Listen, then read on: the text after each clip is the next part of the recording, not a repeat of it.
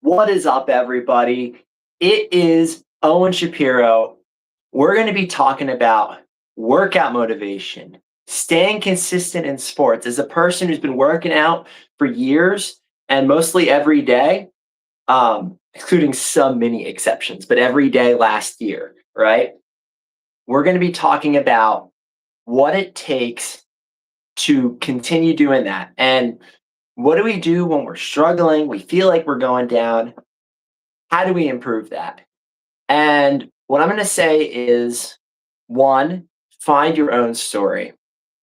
All the successful people at the gym and athletes, their brand is they made their own story. They were the ones who created it.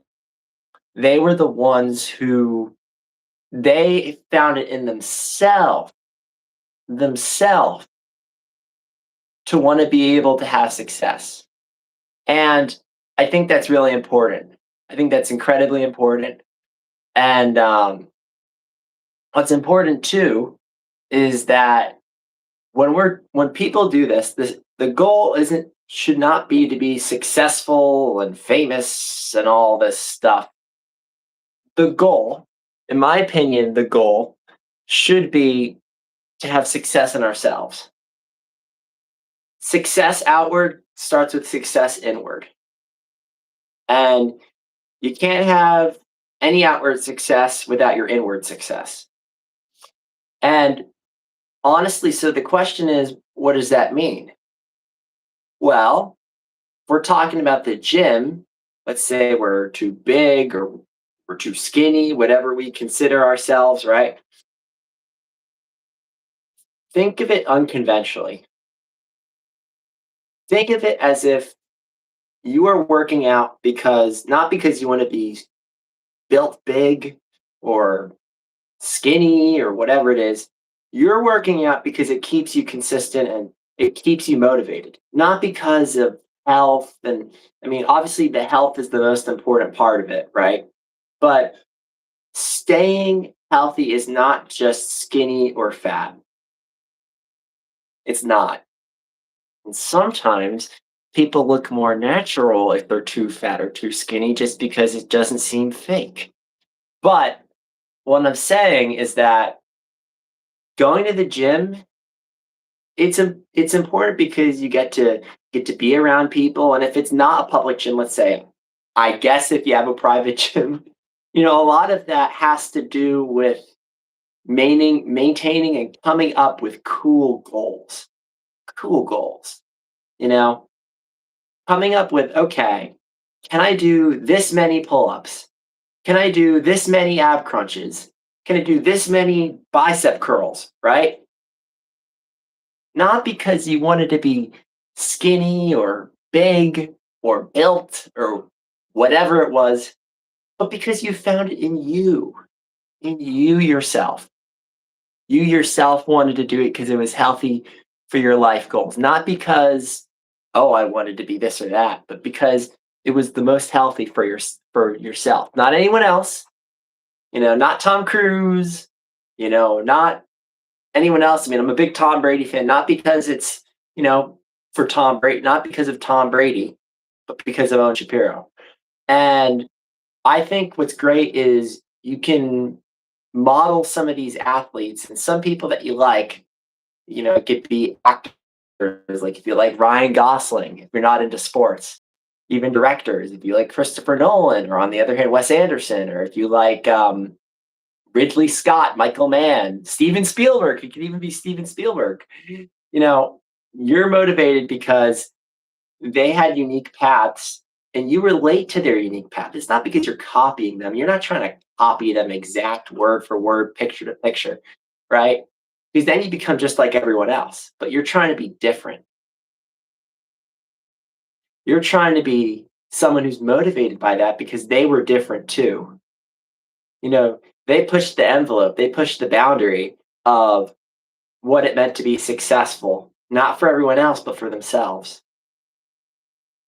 And you can do that too. And me, I was, I went up to like 210 of fat, then I went down a lot, let's just say.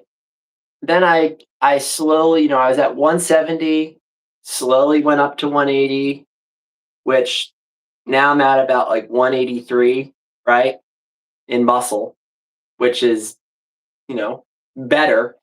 But I'm going to the gym not because I want to be skinny or fat, just because I like the feeling of working for something. I like the feeling of being healthy. I like the feeling that I get to go in, give it my all. It doesn't matter whether I'm fat or skinny. I'm working hard on that goal of maintaining balance. It's the super ego. I learned this in my psychology class in college. So, you know, the super ego, we're balancing like our mental health, right? And, the super ego, it balances, let's say, like what everyone wants versus what we want, right?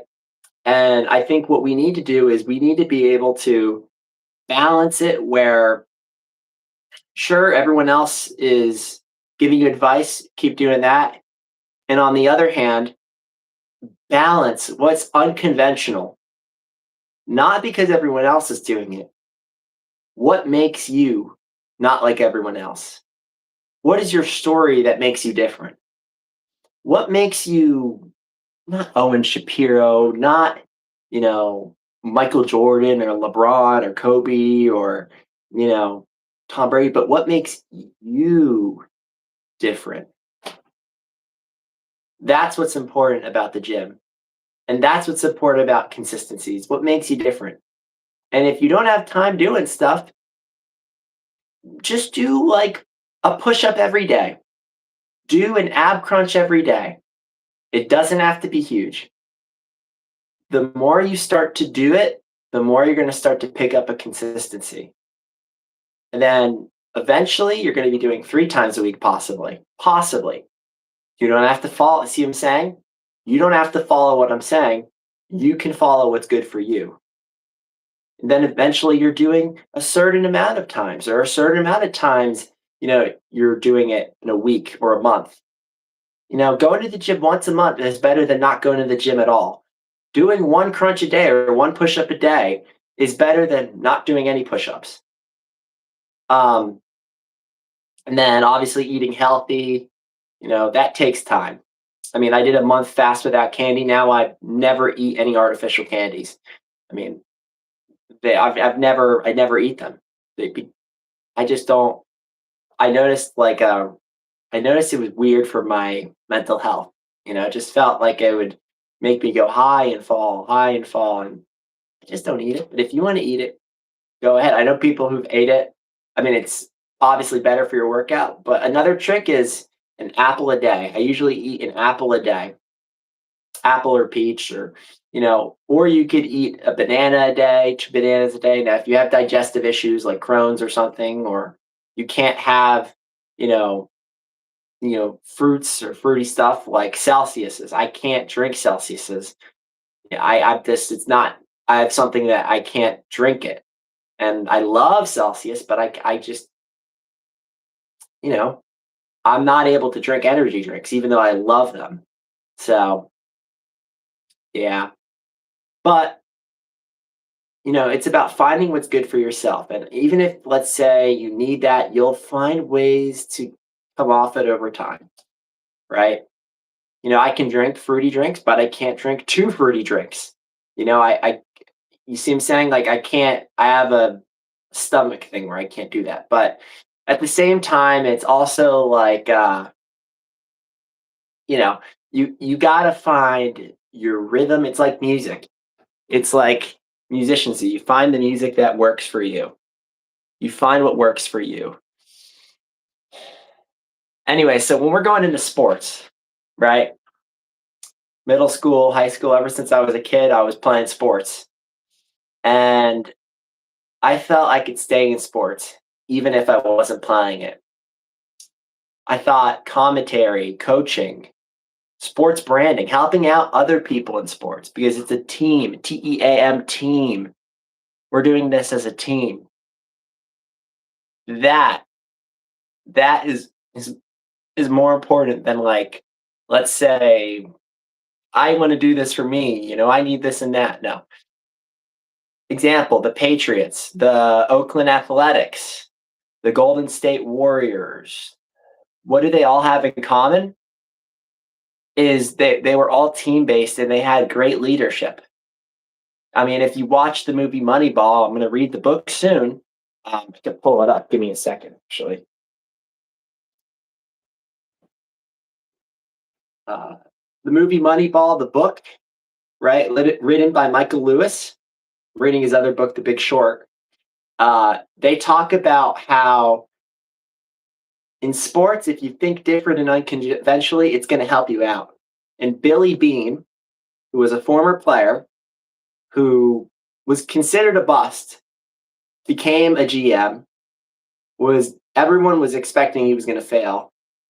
And then because he was thinking unconventionally, him and Paul DePodesta were able to make, at the time, tied for the highest scoring streak, winning streak in MLB history.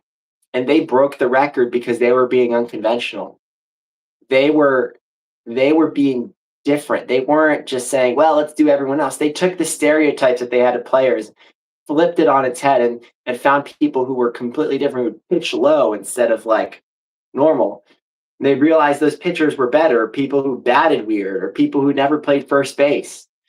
They were able to take unconventional players and make them successful because that's what it is. It's not about being perfect. It's about being unconventionally successful. If you look at, like, let me pull up another book. I know it's more of an art, right? But this book that I've read by Leonardo da Vinci, by Walter Isaacson, the book, this one is about how Da Vinci thought completely differently. He came up with his own techniques, his own drawings. He created techniques that people are using today. I mean, this is important. Coming up with your own ideas, like you're a drawer. In sports, it's always back to the drawing board. It's always back to the drawing board, and that's what the successful teams did. The Patriots, the Warriors. I mean, look at what Stephen Curry did. Three-pointers weren't possible before he joined the Warriors. And now everybody's doing three-pointers. And if you look at, like, the Patriots, Tom Brady, the GOAT, the greatest of all time, and even if you don't, like, they consistently came up with team-first habits.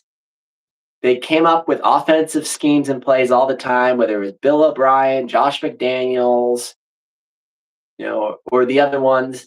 They were always coming up with techniques, and that's how they won the Super Bowl versus the Rams, the Panthers, Eagles. They went 16-0 that one year, and they lost to the Giants, and Brady broke records. If we're talking about how they beat the Seahawks, they beat the Falcons. I mean, Brady 500 yards versus the Eagles, even though it was a loss. He was, at that point, he was regarded around the world as the GOAT. When it was 28-3, let's give another example, right? I'm talking about the Patriots a lot. I love the Patriots, but I want to give examples besides my own personal, because I think you guys could really learn from that. Let's say the Knicks or LeBron. The Knicks a few nights ago were down by the largest deficit and came back in NBA Finals history in one game. And they beat the Spurs, and the Knicks, Jalen Brunson and the whole crowd, Timothy Chalamet, Kylie, Jerry Seinfeld, they were all there going crazy. Spike Lee, they were all going insane. And also, they thought differently.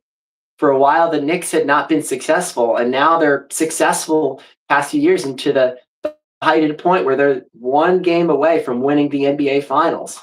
If you look at the Cavaliers that came back with LeBron 3-1 and beat the Warriors, the greatest comeback in NBA history in the 7-game series.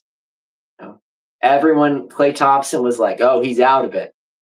But LeBron, he thought different. and he ended up having maybe the greatest statistics in NBA Finals history to end up leading the series. I mean, if you look at what they did, if you watch the documentary, they had like different milestones. For every win, they had a different milestone.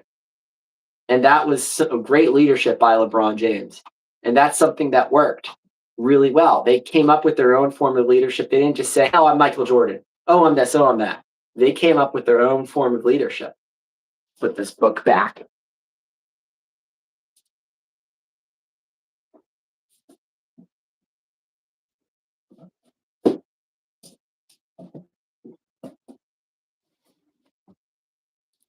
So, how do you stay consistent in sports? The answer is you can try hard as a leader. I think, in high school, I went to Sixers camp. People all went all around the world from, France, Francais, je parle tout français depuis dire. Speak a little bit of French. Uh, let's see. We had Spain. People from Portugal spoke really good English, by the way. They were big Ronaldo fans. They go, Ronaldo, Ronaldo. But people from Sweden, Switzerland. And I ended up winning best teammate in the whole league. I ended up, winning best defensive player. And, a lot of that was through wanting to help the coach, wanting to help the team. It was, trying to guard the best player on my own one-on-one. When they're expecting the least expected person to guard them, and you take on it, and you're able to hold that person down, you can give them fear. You stare into their eyes like you're staring the face of death. And you show them you're not going down without fear. You're not letting fear impact your success. They are not going to get the best of you. You are going to show them why your name, Owen Shapiro, name, person watching this video. And you are going to be able to show that you took it on your own. Not that you didn't have help, because it's okay to have help. Asking for help is incredibly important. And you were able to stare the face of death and showed why you could stand. And that is how you win an award, through the team, through showing teamwork, through the effort of assisting your team. Not because you're the best scorer, but because you showed them that you were the best teammate. And you were there to help the coach, the players. You were a leader.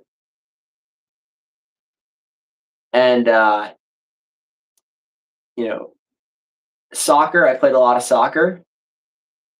I could have played soccer in high school, made a team, but I wanted to play basketball. I didn't end up making the basketball team, but that was my passion. That was my passion. I could have made the soccer team, but I tried out for the basketball, and that was my passion. I picked it up for 1 year, trying to make the team. I still became team leader, even without playing. You can do that. That's not something I can do, but you can do. Soccer, I stayed friends with people on the soccer team. We played in leagues together. We still play in leagues together to this day. And I still play soccer to this day, and I show leadership. I show I'm hustling, I'm running hard. That is teamwork. Sports is teamwork. And to show that you're not anxious, but you want to be a great teammate and you want to help out the team. You want to, the best assist is better than the best goal. I'll say that all the time. Anyway, everybody, well, I'm your boy, Owen Shapiro. And I'm out. Stay cinematic.